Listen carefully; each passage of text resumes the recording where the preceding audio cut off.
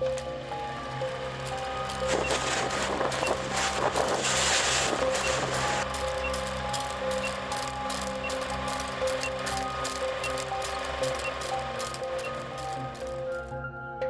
Disasters and Horrors in the World's History by Alan H. Godbey. Preface. Whatever be the ideas of the public upon a glance at the title page of this work, it is not intended to pander to the morbid desire for the sensational or horrible characteristic of weak minds. This volume is not a literary morgue. Mankind is constantly astonished by reports of mishaps and disasters of manifold character, when there is seldom room for astonishment. A large proportion of the calamities reported from day to day are directly due to the haste, greed, and heedlessness of man himself, and need no comment. But there is a large class of disasters due solely to meteorological or geological conditions, which surpass all others in magnitude and appalling destruction. In such cases, men insist on prating about mysterious visitations, as though these occurrences were subject to the dominion of no law. To an examination of such is this book devoted. When in school, the writer was often struck by the persistence with which even the most diligent students would call upon the teachers of physics and chemistry to suspend the recitation and devote the time to illustrative experiments. Physical geography was constantly pronounced very dry because of the scarcity of opportunities for illustration. The writer has endeavored to present, in a form acceptable to the popular palate, the general principles of the storm and earthquake so far as they are understood, and numerous narratives of great disturbances have been inserted that a clearer conception of the magnitude of these agencies and their relative importance may be attained by the reader. Much care has been spent in steering between Scylla and Charybdis. While it has been designed to avoid merely scientific data, there has been the equally delicate task of avoiding prolix narration and mere sensational tales.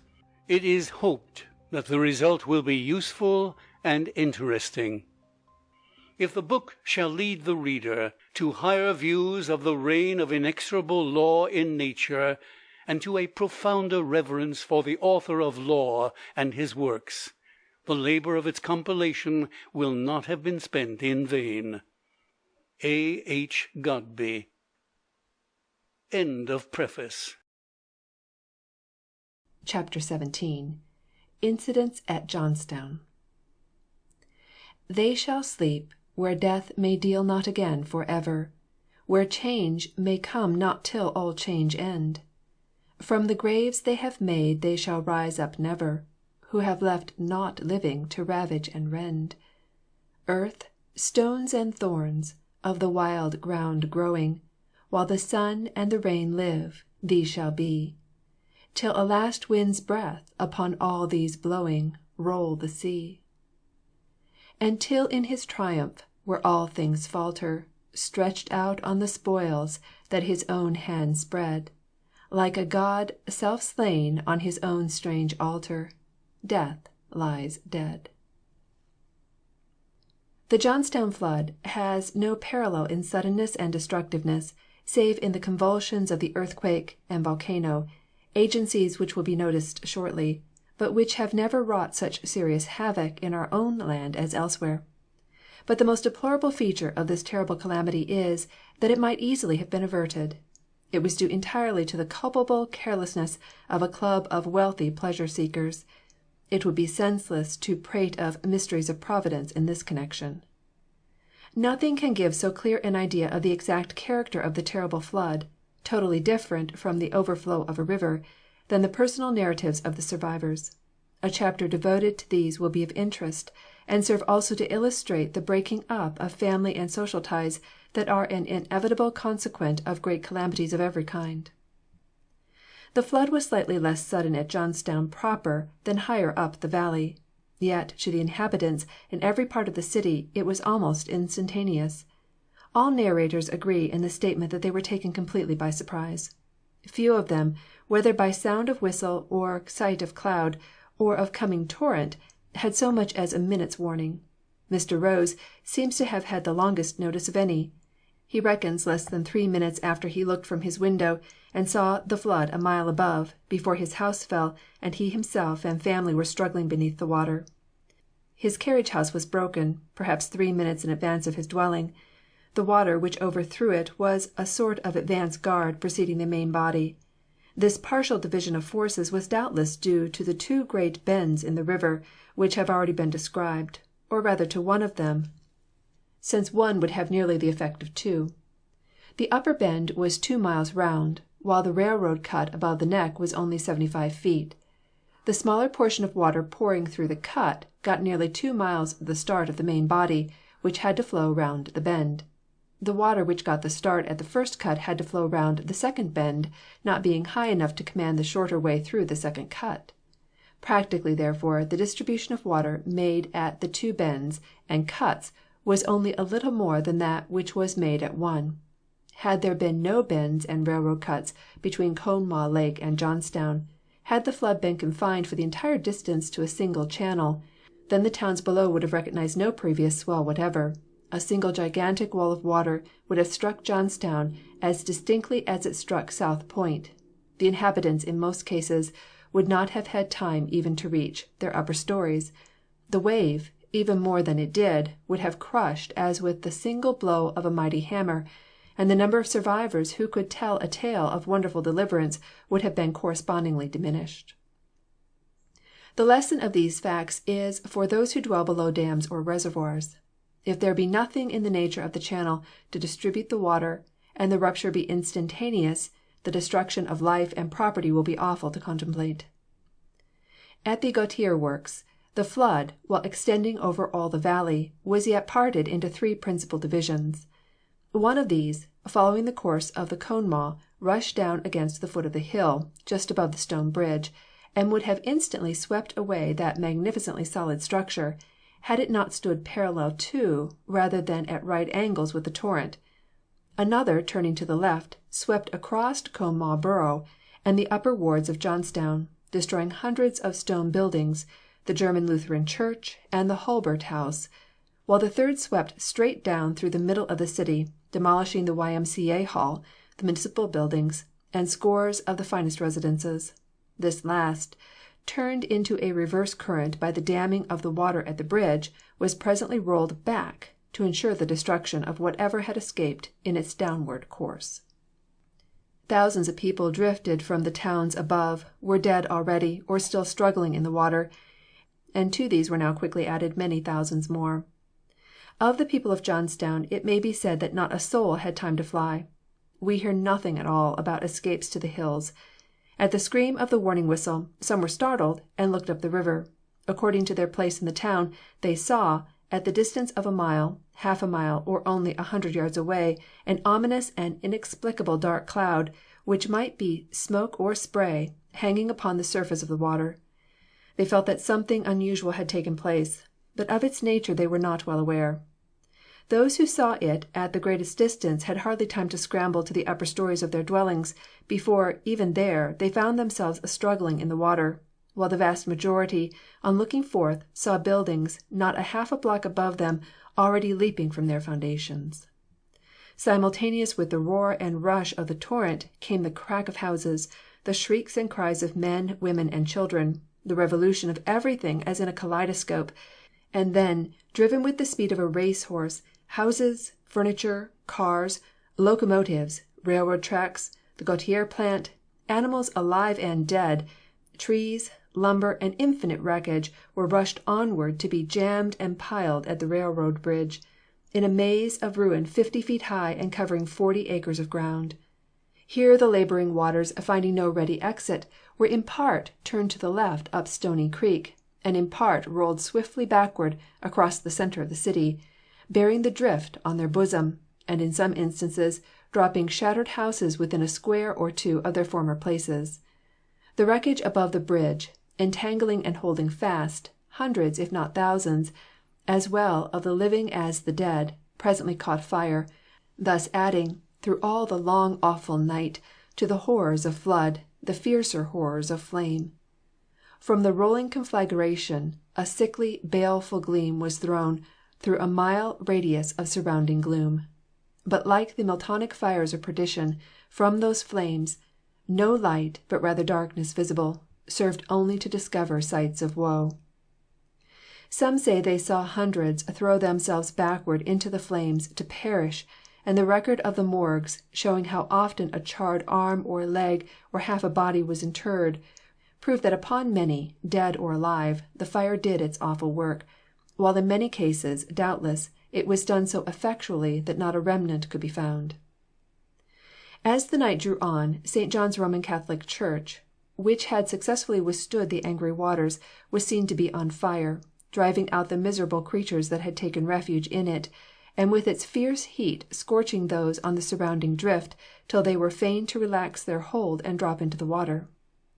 Those flames, as they climbed the beautiful spire and seized the emblem of Christianity on its lofty top, seemed to mock the confidence of those who in their last extremity were still clinging to the cross.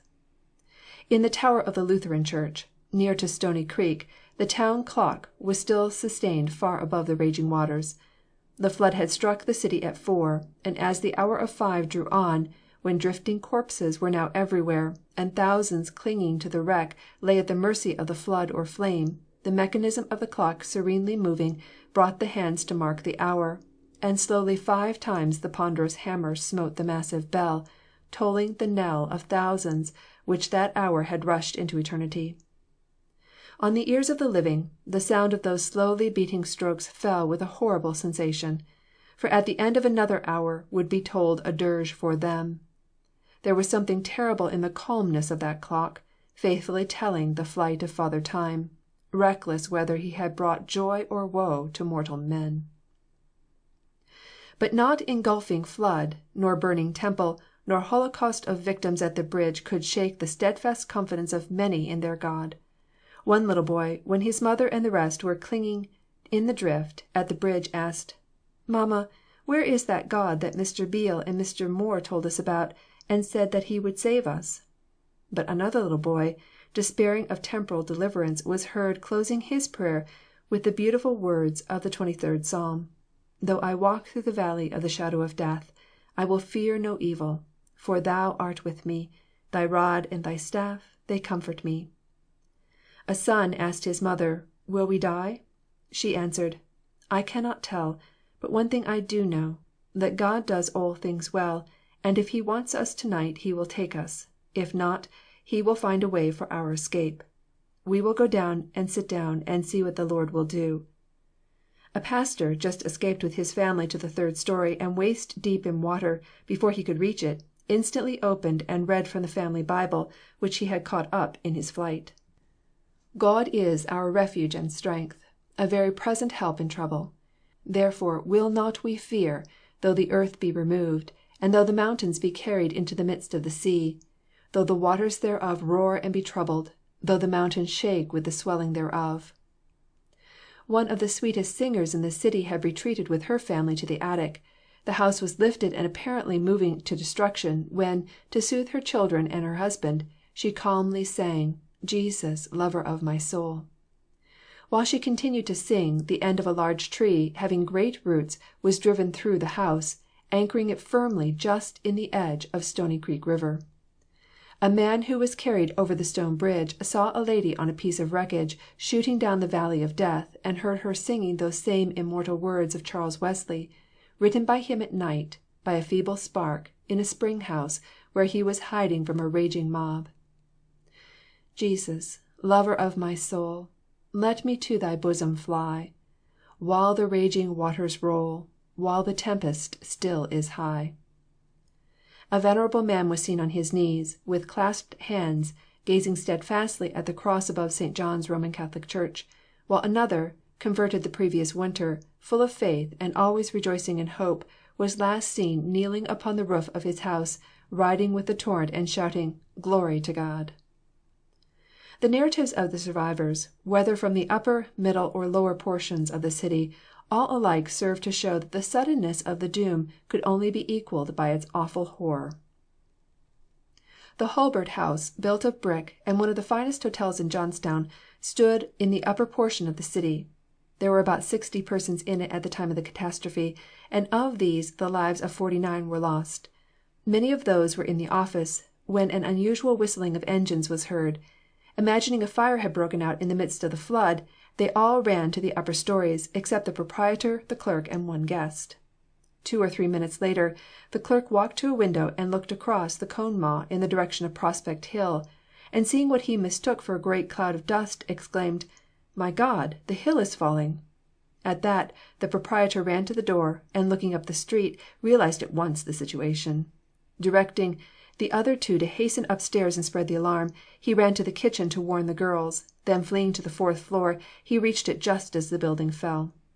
One of the few survivors declares that the catastrophe overtook nearly all the guests no further advanced to the foot of the stairway on the 3rd floor, and as yet unapprised of the nature of their danger. Rev. D. M. Miller, pastor of the Presbyterian Church in East Conemaugh, had his home in Johnstown. To him and his family the deluge came without a moment's warning. They were in an upper room, fearing, suspecting nothing, till they saw houses not half a square away starting from their places, reeling and crackling onward over fences, telephone poles, and fruit trees, and jostling against each other. Before they could fly in any direction, they were waist deep in water. Beneath the lower sash, which was raised, Mr. Miller sprang out upon some floating timbers, urging his wife to follow. She, however, mounted the bed, which being instantly forced up to the ceiling, she was almost smothered. The water had closed the opening beneath the sash, and up to her neck in water she now set herself desperately to effect an opening at the top of the window, but she only tore her hands in the vain attempt to wrench away the slat. Mr. Miller, by this time, recovering from his first plunge, with one hand caught hold of the spout beneath the eaves, and with the other battered through the 2 panes of glass, cutting himself badly.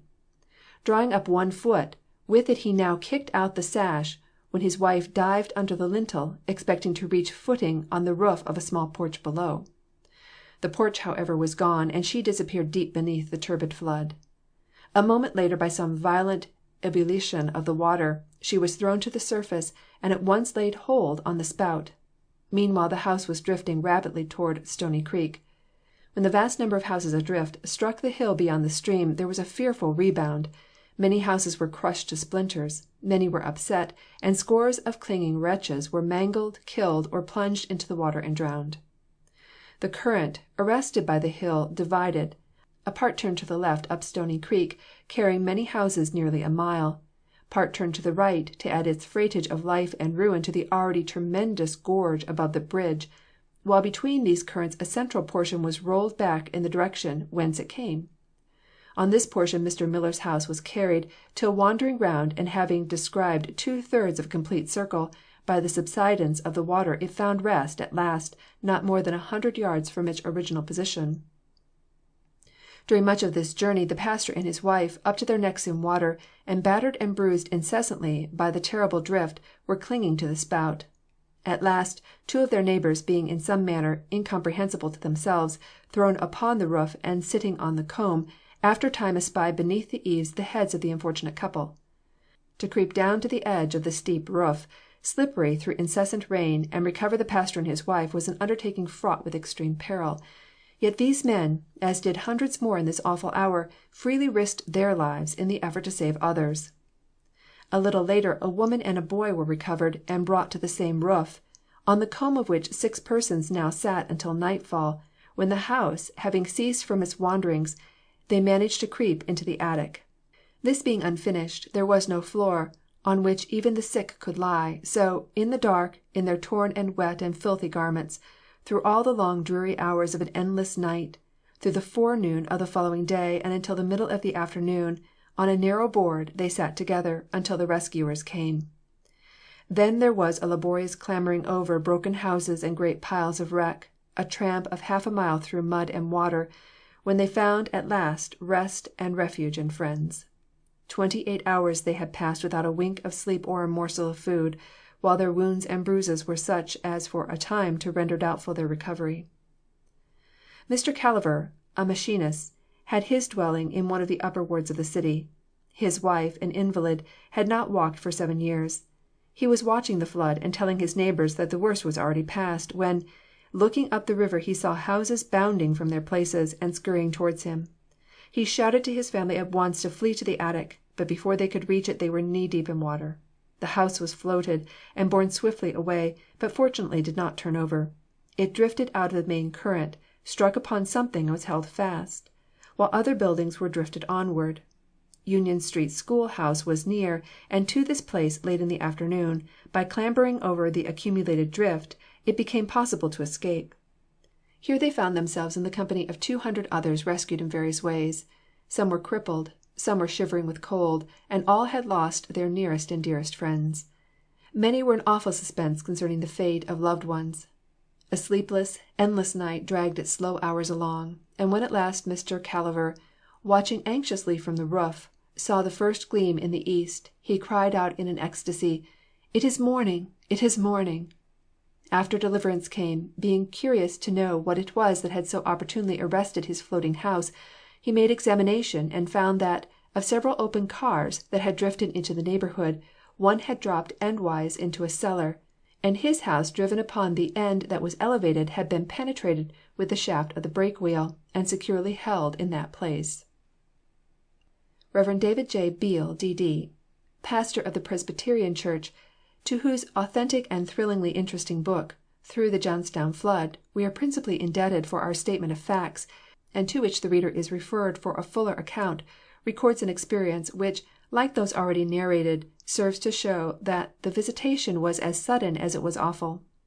His first intimation of the coming ruin was a roar, increasing like that of an approaching train, and a moment later the torrent struck his residence. Urging in advance of him his family and 2 neighbors who were present, he rushed upstairs, and reaching the second floor found himself already waist deep in water. At that instant a man was shot by the force of the current through the window, and to the sudden interrogatories, "Who are you? Where did you come from?" breathless and strangling, he could only answer, "Woodvale." He had been carried on a floating roof 1.25 miles, and as it violently struck the parsonage he was pitched from his hold and dashed through the window. In another minute the whole company were in the 3rd story, witnesses, blanched and mute, of the awful scene of destruction and death. They recognized many acquaintances and friends riding on to death. They saw 2 little children almost nude clinging to one roof, 4 young ladies in agonized embrace clinging to another, houses for squares north and west torn from their places, and the whole drawn onward, to be crushed and jammed in the gorge below. Meanwhile Captain A.N. Hart, his wife and 2 children, were seen struggling in the wreckage which had drifted near the parsonage, and Mr. Beale, descending into the water in the 2nd story, assisted them to enter through the window. Their arrival in the garret increased to 15 the number of persons there collected. The parsonage now began to show signs of evident giving way, and it was decided to abandon it. After an unsuccessful attempt to gain the roof, the whole party were safely passed by means of a rope from the highest window to a floating roof below. They had hoped to reach the church, which still stood secure, a short distance away, but, on making the attempt, they found themselves confronted with 50 feet of water which could not be crossed. They now began a perilous journey over wreckage to Alma Hall, half a square away. This was a 4-story building, the largest and strongest in the city. Their way lay over logs and roofs and houses, fixed or moving box cars, and various debris which often concealed them from one another. One of the young ladies, crossing open water on a scantling, fell and disappeared, all but her floating hair, by which she was caught and recovered. About dark they gained the hall, and found no less than 260 fortunate unfortunates like themselves, rescued in wondrous ways from ghastly death. Then followed the long night of sleepless horror, unillumined, save from the burning church, and from the horrible holocaust at the bridge. The suppressed moans of those with bruised bodies and broken limbs, the crying of little children, cold and wet and hungry, and without a place to lay their heads, the anxiety for loved ones, the mourning for them that were certainly lost, the momentary dread lest the building should give way and yet overwhelm all with sudden death, conspired to make it a night never to be forgotten.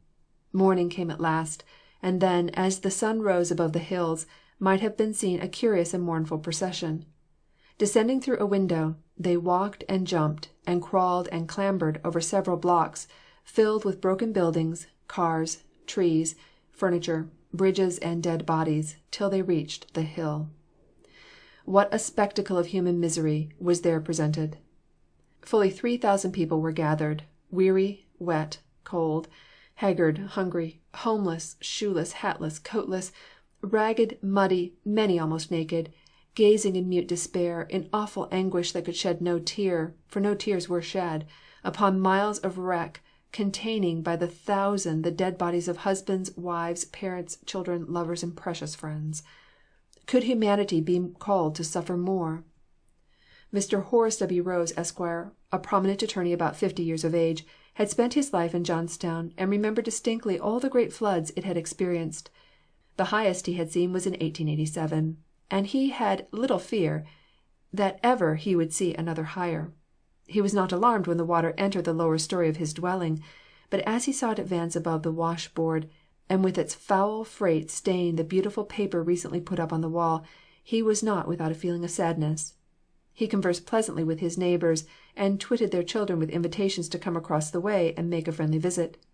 15 minutes before the catastrophe he was engaged in shooting rats, and continued the occupation until, hearing a loud crash, he ran to the back part of his house, and saw that the water had broken down his carriage house and was driving the carriage into the yard. At the same moment he heard cries, the alarm of a bell, and the loud screams of a steam whistle. Feeling that something awful must have happened, he ran to the 3rd floor, followed by all his family, and looking out through a window, which permitted a view of nearly a mile up the Conemaugh, the awful fact was at once apparent. I saw stretching from hill to hill a great mass of timber, trees, roofs, and debris of every sort, rapidly advancing, wrecking and carrying everything before it. It was then about the midst of what was known as Gautier Works, a department of the Cambria Iron Works, which covered perhaps 10 or 11 acres of ground. A dense cloud hung over the line of the rolling debris, which I then supposed was the steam and soot which had arisen from hundreds of fires in the Gautier Works as the waves rolled over them. I stood and looked as the resistless tide moved on, and saw brick buildings crushed in an instant pass out of sight, while frame tenements were quickly crushed to atoms. Members of my family asked me if there was no escape. I answered, "No, this means death to us all." My wife, with blanched face, said, "Won't our big strong house stand?" I replied deliberately, "No, Maggie, no building can stand this awful jam, and we are all lost." The press of the heaving, surging mass rolled steadily on, and in less than 3 minutes, as nearly as I can estimate time, from the moment I saw the front of the angry torrent, it was upon us. The great municipal building above me fell with a crash. The stately dwelling of my neighbor, John Dibbert, was broken to atoms. I walked rapidly to the southeast window and saw the front of the brick dwelling above me and adjoining mine crushed to rubbish. Several persons were floating directly down Main Street in front of me. A large frame building directly opposite me careened, at the attic windows of which I saw a number of ladies, one of whom held an infant in her arms. There was a crash, a sensation of falling, a consciousness that I was in the water, and all was dark. A moment later I felt the press of a heavy shock, a sense of excruciating pain involving my right breast, shoulder, and arm. The thought came upon me that I was being crushed to death, that I could not long endure the agony I then suffered, and that death would come soon. I watched for the change, expecting in a moment to know the reality of eternity. I heard the moan of my eldest son, who was at my side when the crash came. I felt myself struggling, with my left hand clutching at something, I did not know what. I heard the voice of my youngest son, as I thought, imploring him to aid him. I told him I was powerless to succor him. A moment later I realized that he was endeavoring to have me reach a higher elevation, when I told him my whole right side was crushed. He came to my relief and aided me in getting upon a fragment of the slate roof. A moment after, a little boy whom I had sheltered appeared, and informed me that my wife was drowned. He had barely made this announcement when I saw my only daughter, June, rise up out of the water among the debris, to perhaps her waist, and immediately sink out of sight. As she sank, I saw my wife rise out of the water to about her waist, and almost immediately sink out of sight. A moment after, they rose together, and I saw my son Winter, a lad of 20 years, a strong, robust person, and heard him say, "Ma, hold on to me, and I can save you." I was lying on my side, perhaps 20 or 25 feet distant from where my wife, daughter, and son were struggling, the skin torn from the right side of my face, the blood flowing profusely from the wound, the skin torn from the back of my left hand, my right collarbone broken, my shoulder blade fractured, the ribs crushed in upon my lung, my right arm from shoulder to waist lying limp on my side, powerless to give aid or assistance to my loved ones. At this moment a young man seemed to shoot up and out of the debris at my side. I realized that he was an acquaintance, but could not name him. I at once, however, addressed him, saying, "Young man, won't you go and help Winter save my wife and daughter? I am helpless, my whole right side and arm are crushed." He made no reply, but at once hastened across the debris and aided in relieving my wife from the timbers in which she was pinioned. Then he immediately disappeared from my sight. But I afterwards learned he was Harry Phillips, who was reared in Johnstown, and was then practicing his profession of dentistry in Pittsburgh, was home on a visit, and in the house of Dr. L. T. Beam, and was the only person who escaped with his life, while his mother, niece, nephew, and brother-in-law were lost in the flood. My eldest son had disappeared. I believed I had heard his dying moan. All the other inmates of my house at the time it was struck were now floating on different fragments of houses, and being rushed with fearful velocity on a westerly course to and across the Stony Creek River. They saw a stout roof on the edge of the debris and succeeded in reaching it. An old lady on bended knees and holding with her hands floated by on a shutter, and Winter assisted her to gain the roof. The current suddenly turned and swept them rapidly up Stony Creek, a distance of half a mile. They came to rest above Morris Street in the Fifth Ward, and lay for a considerable time. Some inexplicable force then carried them across the river, and they lay there for a while in the mouth of Franklin Street. The Catholic Church was on fire, and the town clock struck 5. A cold and pitiless rain poured down upon them. The current now changed, and buildings and wreckage were borne rapidly down the stream, as houses were broken to pieces. Clinging wretches with wild shrieks sank to watery graves. The 2 sons were separated from the remainder of the family on the roof. It drifted once more down the stream, was struck by a heavier building, and pushed upon the bank. Over various drift they climbed till they reached a 3-story building which stood intact. They entered it just as the clock struck 6. 2 awful hours, and yet no member of the family lost. Happier far their fate than that of many others. The 2 boys returned to their parents at 4 o'clock the next day. These incidents will suffice. Thousands of the same sort might be given. No wonder that many were crazed with grief. One woman, wife and mother, sole survivor of a happy family, was found sitting in the wreck, holding in her arms her family clock which she had found. She told her story without a tear. Her mind was unbalanced. A man who had never been known to touch liquor was found that day after the flood, reeling to the bridge, drunk and raving, determined to drown himself. In agony at the loss of all he held dear, he had taken to drink, that he might remember his misery no more. But in vain. Whiskey could not destroy his terrible memories. Talmage, in a letter to the New York World, said, "Such an avalanche of horrors never slipped upon any American city. Horrors piled upon horrors, woe augmented woe, bankruptcy, orphanage, widowhood, childlessness, obliterated homesteads, gorged cemeteries, and scenes so excruciating it is a marvel that any one could look upon them and escape insanity." Was the work of devastation as great as I supposed? Far worse. Types cannot tell it. Only the eye can make revelation. But the worst part of it cannot be seen. The heart wreck caused by the sudden departure of so many can be open only to one eye, and that the all-seeing. Think of one family of 14, all dead except one, and that the wife and mother, and she the witness of their drowning. I saw the grave trench in which 260 were buried, and the whole graveyard like a national cemetery in which the unrecognized dead have a particular number placed above them and are recorded in the undertakers' rooms with a description of the body and clothes. On many a life a shadow has been cast that will never be lifted. Many a heart will ache until it breaks.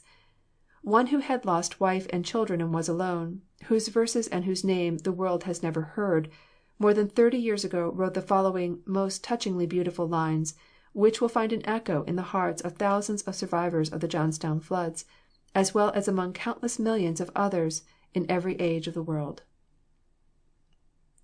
Down by the cedar sitting, lonely and sad and still, watching the shadows flitting over the distant hill, yearning for bygone hours, never again to come, longing for beauteous flowers, never again to bloom.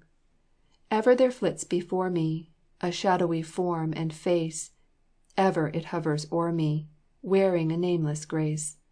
Above my brow there lingers a breath like summer air, unseen and loving fingers stray through my tangled hair. Silence, slow creeping nigh me, out from the leafy shade, bringeth the dead hours by me, and rests on the darkening glade. O ye beloved of springtime, can ye come back no more? Bending I trace your footsteps over the distant shore, down to the misty river into the depths of death, seeking your presence ever, praying with sobbing breath, can ye come back no more? Echoing clear from the unseen shore, answer sweet voices, no more, no more. Oh, for the pearly gates of the golden nightless plain, where your gentle spirit waits for the hour we meet again.